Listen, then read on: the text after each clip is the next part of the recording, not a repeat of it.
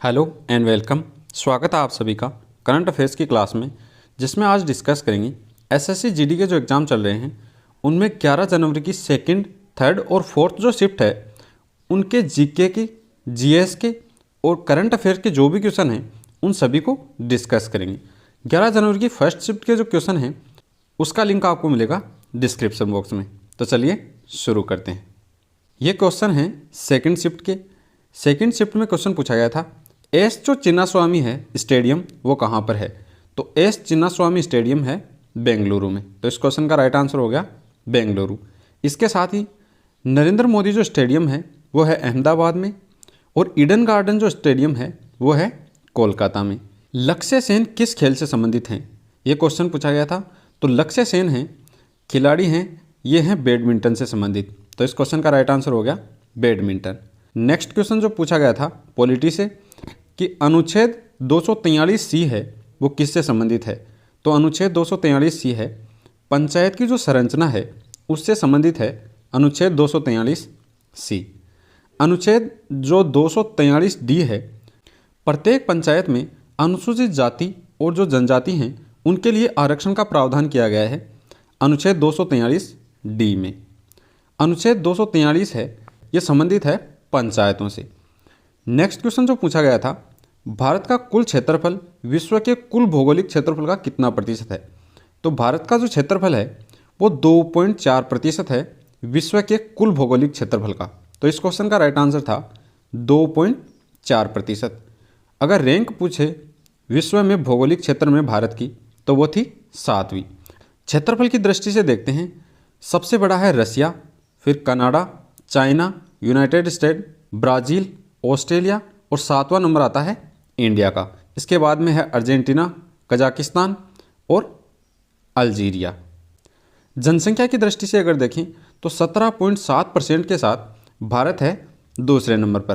पहले नंबर पर है चाइना, दूसरे पर इंडिया है 17.7% के साथ।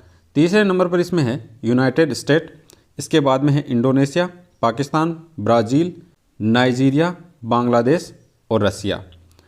नेक्स्ट क्वेश्चन जो पूछा गया है, जल जीवन मिशन किस वर्ष शुरू हुआ? तो जल जीवन जो मिशन है वो शुरू हुआ 15 अगस्त 2019 को और भारत के प्रधानमंत्री हैं उन्होंने इसको शुरू किया था 15 अगस्त 2019 को।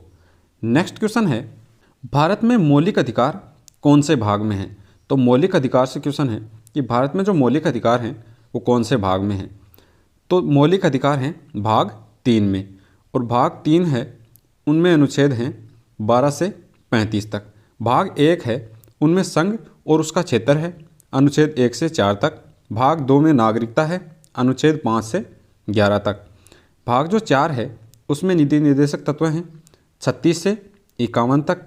4A है उसमें है मौलिक कर्तव्य और मौलिक कर्तव्य का अनुच्छेद है 51A।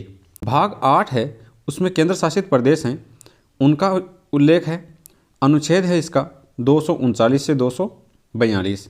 भाग 9 है उसमें पंचायतों का उल्लेख है और भाग 9A है उसमें नगरपालिकाएं हैं उनका उल्लेख है। भाग 10 है भारतीय संविधान का, उसमें अनुसूचित जाति और जनजाति जो क्षेत्र हैं उनको उल्लेखित किया गया है। नेक्स्ट क्वेश्चन जो पूछा गया था, लॉर्ड डलहौजी हैं उसकी हड़प नीति के बारे में कि झांसी जो है उसका विलय कब किया गया था हड़प नीति के तहत?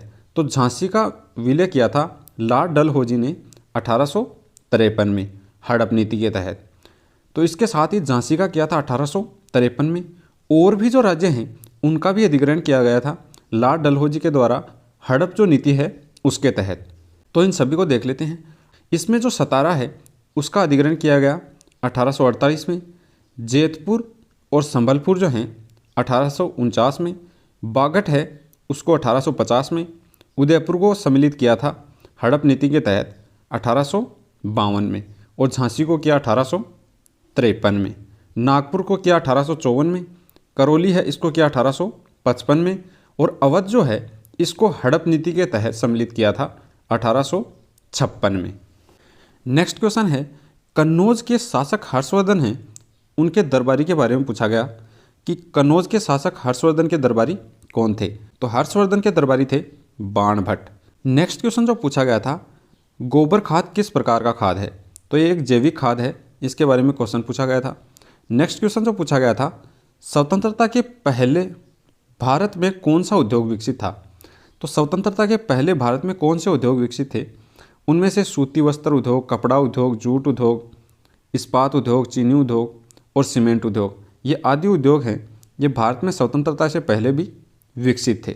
नेक्स्ट क्वेश्चन जो पूछा गया है, छत्तीसगढ़ विधानसभा के अध्यक्ष कौन हैं? तो छत्तीसगढ़ जो विधानसभा है उसके वर्तमान में अध्यक्ष पूछे गए हैं, तो वो हैं चरणदास मेहता। नेक्स्ट क्वेश्चन पूछा गया था, छत्तीसगढ़ के बैरागढ़ विधानसभा चुनाव में विजेता प्रत्याशी कौन था? तो छत्तीसगढ़ के जो विधानसभा चुनाव है उनमें खैरागढ़ विधानसभा के उपचुनाव में विजेता जो प्रत्याशी है वो कांग्रेस की है, यशोदा वर्मा। नेक्स्ट क्वेश्चन पूछा गया था, जून 2022 को केंद्र सरकार ने किसे राष्ट्रीय अन्वेषण अभिकरण के रूप में नियुक्त किया है? तो राष्ट्रीय अन्वेषण अभिकरण के रूप में नियुक्त किया है दिनेश गुप्ता को। नेक्स्ट क्वेश्चन पूछा गया था, प्रशांत महासागर है तथा अटलांटिक महासागर है, इन दोनों को कौन सी जल संधि जोड़ती है? प्रशांत महासागर और अटलांटिक महासागर, इन दोनों को कौन सी जल संधि जोड़ती है? तो इनको जोड़ती है पनामा नहर। पनामा जो नहर है वो प्रशांत महासागर और अटलांटिक जो महासागर हैं इन दोनों को जोड़ती है। बेरिंग जल संधि की अगर बात करें तो ये उत्तरी एशिया है उसको पृथक करती है उत्तरी अमेरिका से। नेक्स्ट क्वेश्चन पूछा गया था, बुलेमिया जो रोग है वो किससे संबंधित है? साइंस का क्वेश्चन है बुलेमिया रोग के बारे में कि बुलेमिया रोग है ये किससे संबंधित है?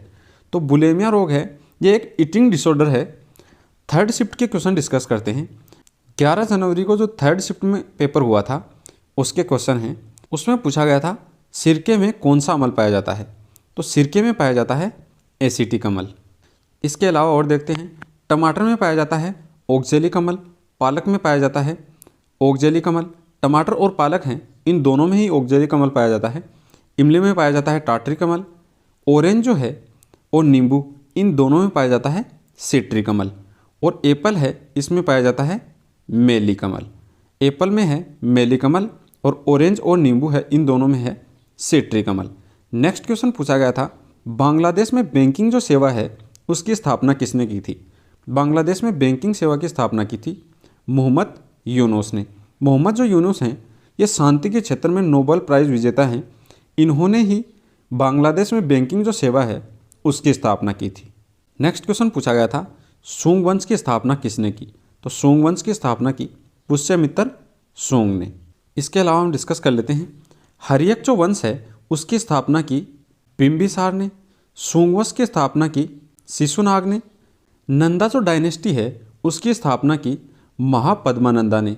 नंदा डायनेस्टी की स्थापना की थी महापद्मानंद ने। और मौर्य जो साम्राज्य है मौर्य डायनेस्टी उसकी स्थापना की चंद्रगुप्त मौर्य ने। और चालुक्य डायनेस्टी की स्थापना की पुलकेशियन ने।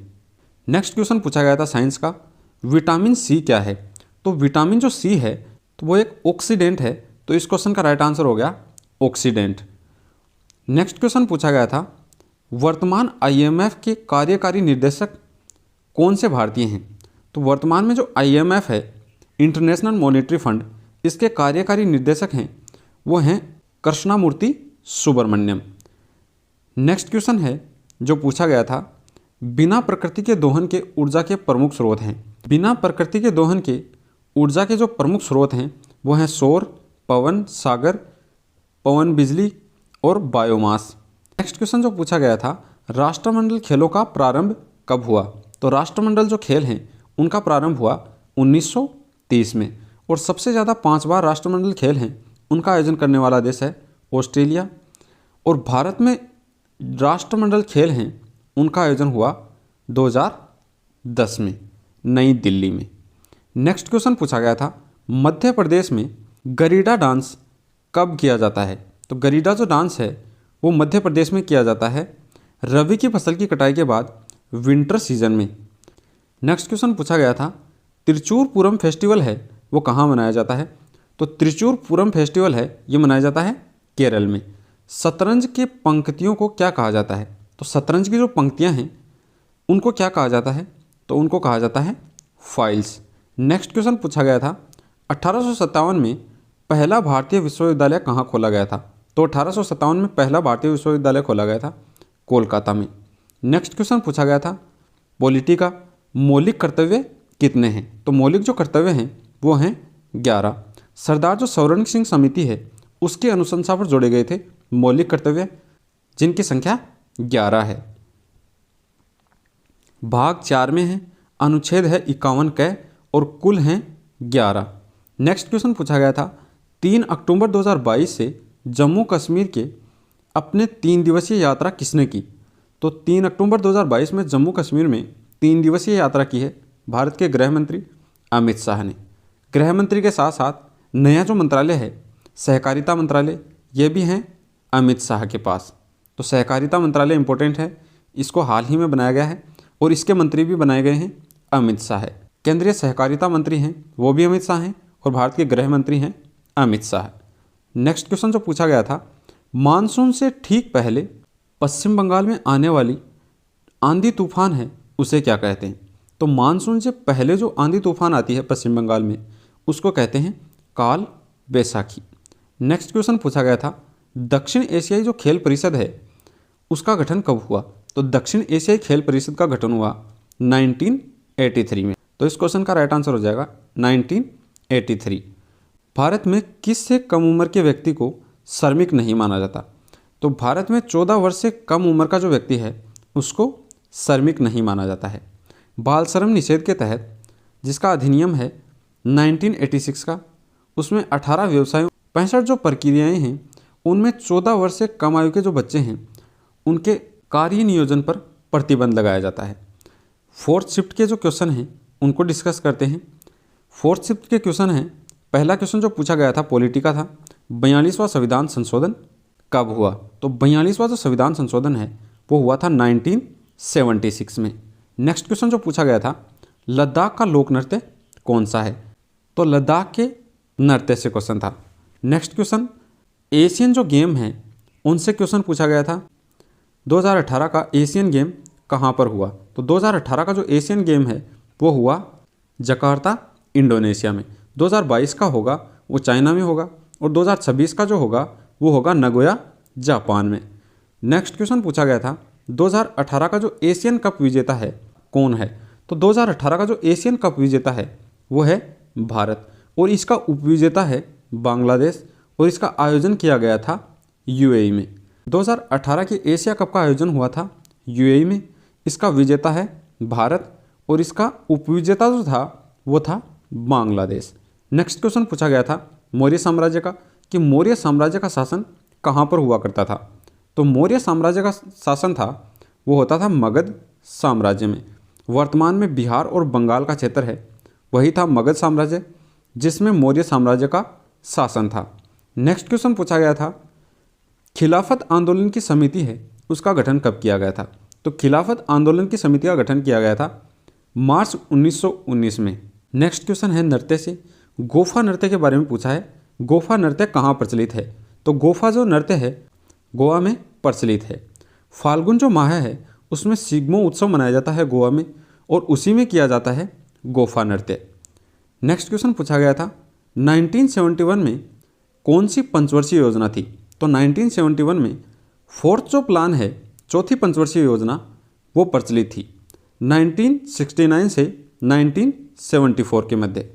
नेक्स्ट क्वेश्चन पूछा गया था हरित क्रांति की अवधि यानी हरित जो क्रांति है उसका समय पूछा गया था कि कब से लेकर कब तक हरित क्रांति प्रचलित थी। हरित क्रांति है वो 1967 से लेकर 1977 की अवधि के मध्य चली थी।